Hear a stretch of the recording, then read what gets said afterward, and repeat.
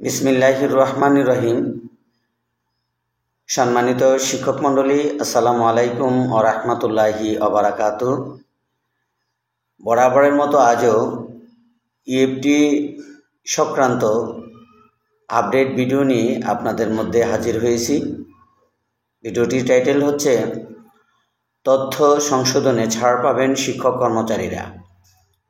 অর্থাৎ দ্বিতীয় লট থেকে পঞ্চম লটের মধ্যে আংশিক তথ্য সংশোধনপূর্বক দ্বিতীয় লটে যারা বেতনপ্রাপ্ত হয়েছেন তাদের ক্ষেত্রে কিছু ছাড় দেওয়ার পরিকল্পনা ইমেজ সেল থেকে তথ্য পাওয়া গেছে, যা দ্য ডেইলি ক্যাম্পাস যে রিপোর্টার তিনার মাধ্যমে আমরা এই বিষয়গুলো জানতে পেরেছি এবং তিনি যে বিষয়টি তুলে ধরেছেন এরই তথ্যপাত্র এখন আমি বিস্তারিত আপনাদের মধ্যে উপস্থাপন শুরু করছি। বেসরকারি শিক্ষা প্রতিষ্ঠানে কর্মরত এমপিওভুক্ত শিক্ষক কর্মচারীদের ইলেকট্রনিক ফান্ড ট্রান্সফার বা ইএফটির মাধ্যমে বেতন ভাতা দেওয়ার ক্ষেত্রে ভুল তথ্য সংশোধন ছাড় দেওয়া হবে। নামের ক্ষেত্রে ডট কমা কিংবা হাইফেন আপাতত সংশোধন না করলেও চলবে বলে জানা গেছে।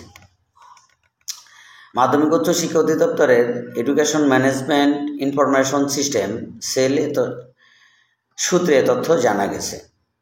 নাম অপ্রকাশিত রাখার শর্তে ইএমআইএস সেলের এক কর্মকর্তা গণমাধ্যমকে জানান, অসংখ্য শিক্ষক কর্মচারী নামের বানানের ক্ষেত্রে ডট কমা হাইফেন সংক্রান্ত সমস্যা রয়েছে। এগুলো সংশোধন করতে গেলে অনেক সময় লেগে যাবে, জন্য আপাতত এই ভুলগুলো সংশোধন না করলেও চলবে।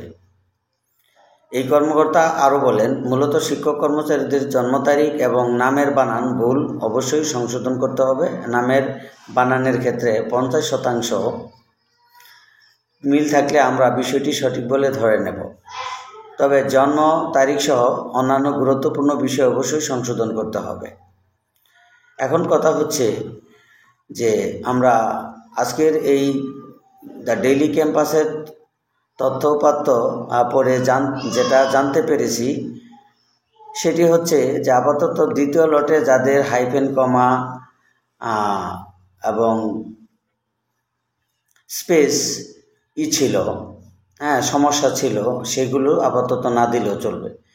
কিন্তু অফিস আদেশটিতে যে বিষয়টি উল্লেখ রয়েছে এর বাহিরে আমরা আসলে কতটুক এই বিষয়টি নিয়ে বা চিন্তা ভাবনা করে আমরা তথ্য তাদের না পাঠাবো, অবশ্যই সেটা দেখার বিষয় বা জানবার বিষয়। তো আশা করি দ্য ডেইলি ক্যাম্পাস এই রিপোর্টটি অবশ্যই একটা নোটিশ আকারে অর্থাৎ অফিস আদেশ আকারে যদি ব্যবস্থা গ্রহণ করতে পারেন তাহলে অনেক প্রতিষ্ঠানেরই এই তথ্য না দেওয়া থেকে তারা কিছুটা হলেও স্বস্তি পাবেন।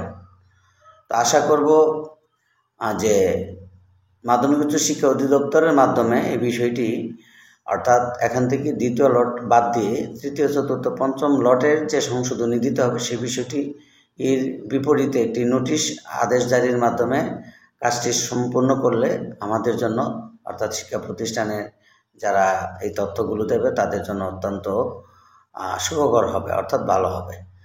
তো ভিডিওটি আর দীর্ঘ করছি না, এখানেই রাখবো।